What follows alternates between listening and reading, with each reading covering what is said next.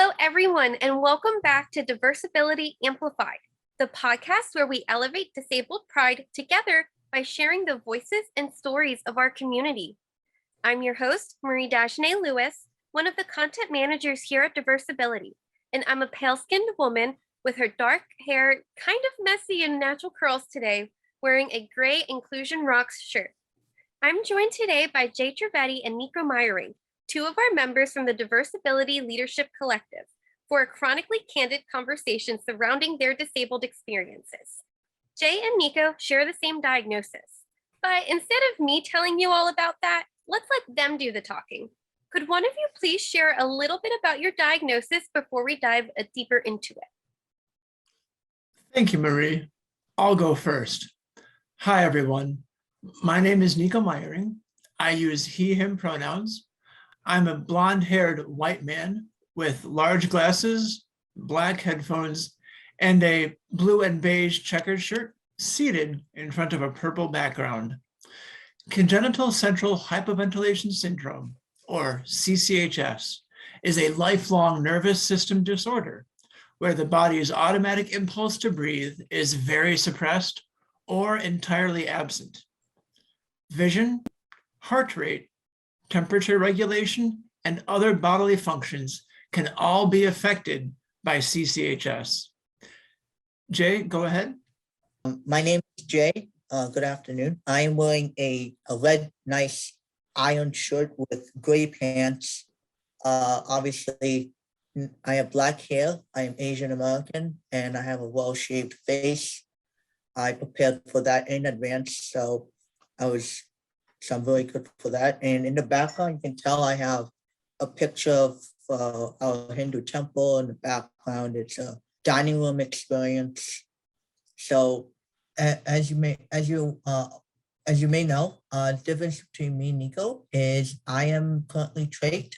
Nico is not. And many individuals like ourselves use different forms of ventilation. I use a Trilogy 100 ventilator at night, or when I am ill, I have to be sleeping with the ventilator on. Nico currently is using what we call BiPAP, and so BiPAP is basically a machine that is like a ventilator, except it comes in the form of a face mask. So you wear, the top portion goes on your head and the mask goes on your face, and it basically does the breathing for you. And it is a incredibly rare disorder with under 2,000 cases globally. Unfortunately, there is no treatment aside from the lifelong mechanical ventilation when we are asleep or when we are feeling ill or very, very sick. Mm-hmm. And so you touched a little bit about the types of devices that you would use. What other kinds of medical supports have you received throughout your life? Because this sounds like something that you have probably had to really deal with as a child, as an adult. It's part of your body. Yes. Thank you, Marie. Yes. The types of medical supports that someone with CCHS can use may vary throughout their life. For example, I did have a trach, much like Jay has, until age 6 or 7, and then I began a decannulation process, which took a lot of planning, not only on my part, but the part of my parents and my medical care team as well. I also had a nurse during elementary school who was dedicated specifically to me. So she would follow me around from class to class, check in with me during recess, and bring me to and from school sometimes. I also had a nighttime nurse on weekends.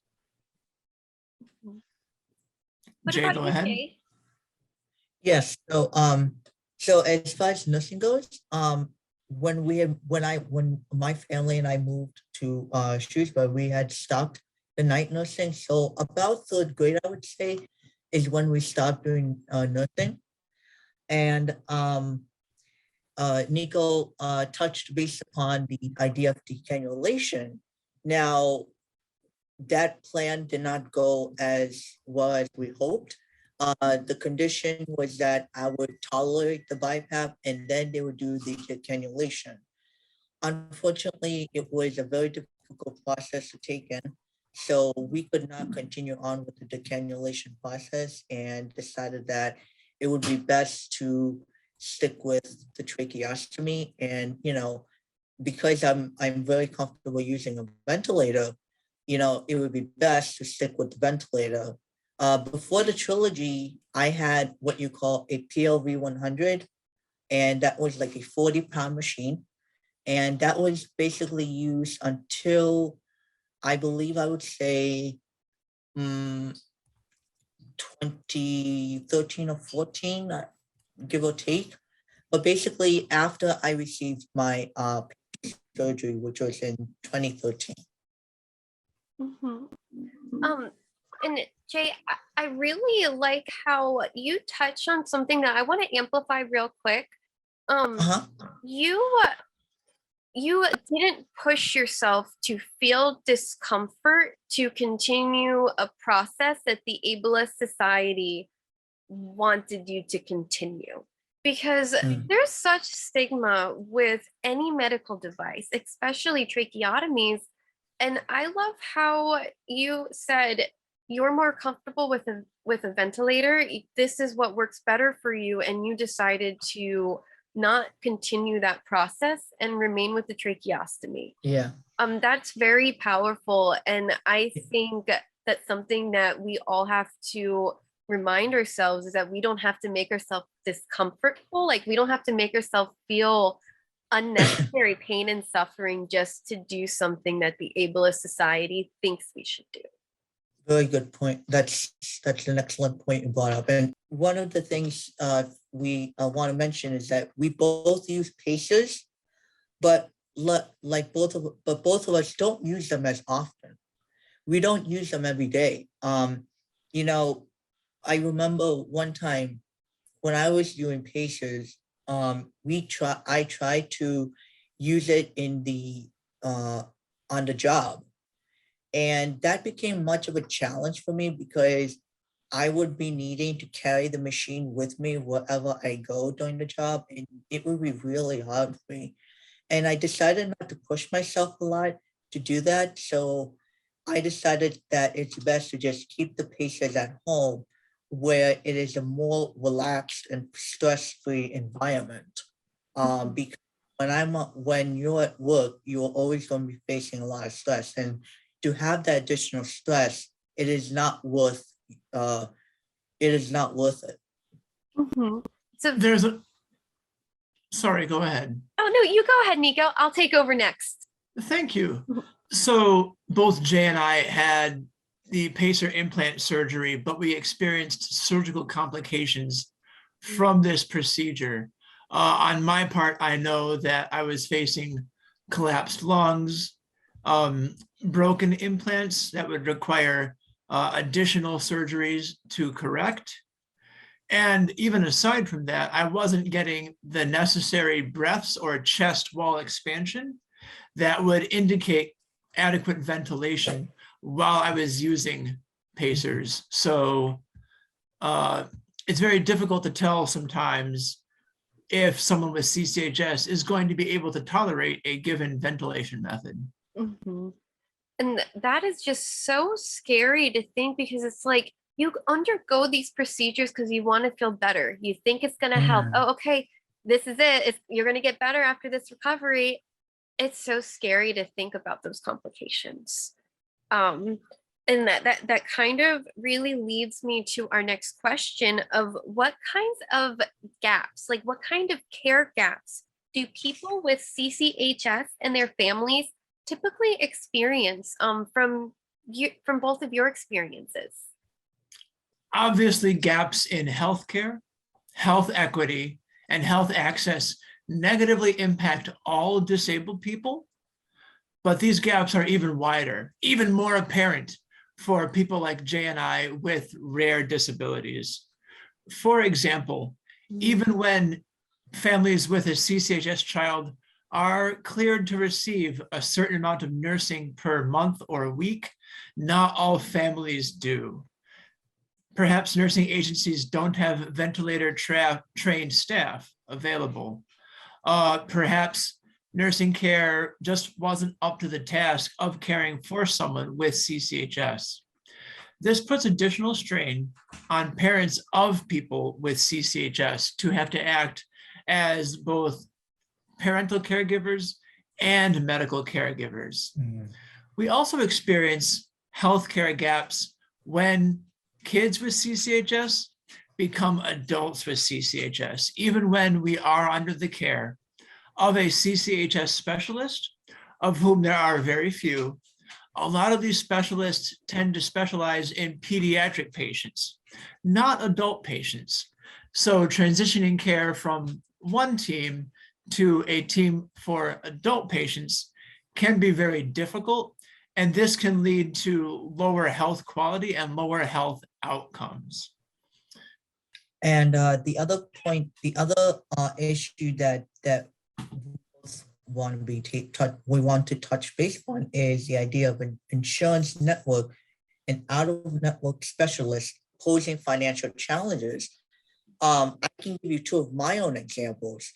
The first example would be the need for authorization to be seen by the same doctor. And what do I mean by that? Well, I'll give you my example. Just recently, I believe it was Thursday or Friday, I had received a phone call saying that I would need authorization for the appointment with my pulmonologist. Now, what does that say?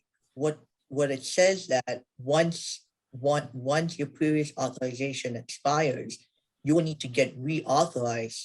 Like, for example, my previous authorization was March of 2021. And then just recently, which was March of 2022, it had expired. So I had to get authorized for the upcoming appointment I have next week, in 2 weeks, excuse me, and next week, so that I can be continued seeing. So what is the process I had to go through? Well, I had to call up the hospital, and then they told me I had to call up my primary and tell them that they need to send an authorization to my insurance. And once it has been approved, they will fax it over to the hospital, which I will be going to for my appointment. Now, what am I saying here? What I am saying is that why should we have to be reauthorized over and over and over again if our doctor is going to be continually seeing us patients for this type of rare disorder like CCHS? Mm-hmm. It's a really good point, Jay, because it's like the nuances and the red tape makes it so hard on the patient, because I know exactly what you mean. Like, I'm like sitting over here nodding my head because I also have a rare disease, and it bothers me every time they act like I have to get another referral for the same orthopedic doctor to look at a different tumor on a different part of my body. It's the same diagnosis. I'm the same patient. It's the same problem. It's just you have to look in a different part of the body, and they would make me go get a new referral every time. And I had to fight that. I got so mad that they stopped doing that because I got so mad. I'm like, it's the same diagnosis, but they make it so hard. The patient experience doesn't have to be that hard. And that leads us to our last question. What needs to happen to ensure that an equitable quality of life and independence for CCHS people can actually happen? So one thing that we can do, to go back to our last point, is to massively overhaul the patient experience as relates to caregiving. Patients who are facing rare diseases already have less energy available and less time available to jump through these medical hoops, to get these unnecessary referrals, to subject ourselves to bureaucratic legwork that ultimately drives our quality of life down. Another challenge that we face is being able to afford our medical equipment. I pay $200 a month for my ventilator, which is, to be frank, $200 a month for the privilege of staying alive, and this should not happen. One thing that we can do to ensure a more equitable quality of life and independence for all CCHS people is that we can have wider coverage for Social Security and Social Security disability income benefits. It's very challenging to apply for SSI and SSDI and to get approved for these benefits. The waiting list is remarkably long. The chances that you'll get rejected your first time applying are pretty good. And this is an added strain, an added burden on the backs of disabled people. In the absence of medical coverage, in the absence of aid from our medical systems, what springs up? Well, peer support springs up, and so do community groups, such as the CCHS Family Network, which is a patient advocacy group for people with CCHS, a federally recognized nonprofit, of which Jay and I are both members. Earlier on in this year, I had a great opportunity to begin some virtual discussion panels that tackle CCHS and given topics. So in February, I had Jay and some other panelists talk about CCHS and independence, how they were able to gain independence and maintain that level of independence in a sustainable way. We got a lot of great feedback and a lot of attention from our member base that perhaps wouldn't have been able to attend an in-person event or felt more comfortable doing things virtually or over Zoom. It was less of a time lift. It was less of an effort lift. So I felt very fortunate to be able to deliver that program to our members. Jay, go ahead. Before we continue with number 3, I had forgotten to mention that for number 2 per D, I wanted to talk about the recent Copay issue that I had experienced. So I had gotten a statement from the UMass Memorial Healthcare, and this statement date was October 31st, 2021. And so they were basically asking me that I need to pay $60 after the charges and payments and insurance, basically for physician services for my pulmonary appointments. And so my dad and I had to tackle the issue of calling up the hospital, calling up insurance and saying, look, I cannot pay $60 because I don't have that kind of financial, money. So I wouldn't be able to pay physically out of my pocket. So how am I gonna, be able to pay it off? And so we had to work with insurance and say, look, this is the problem. I shouldn't have to pay because I am on a lifelong disability. So basically the insurance is able to take care of it right there and then, right on the spot when we talked about it. So that was a good thing. Now back touching base on number 3, one of the things that I think would benefit, would ensure an equitable quality of life and independence is the idea of job readiness and vocational training programs. Just recently, I had attended a virtual job fair to which Nico was obviously in attendance.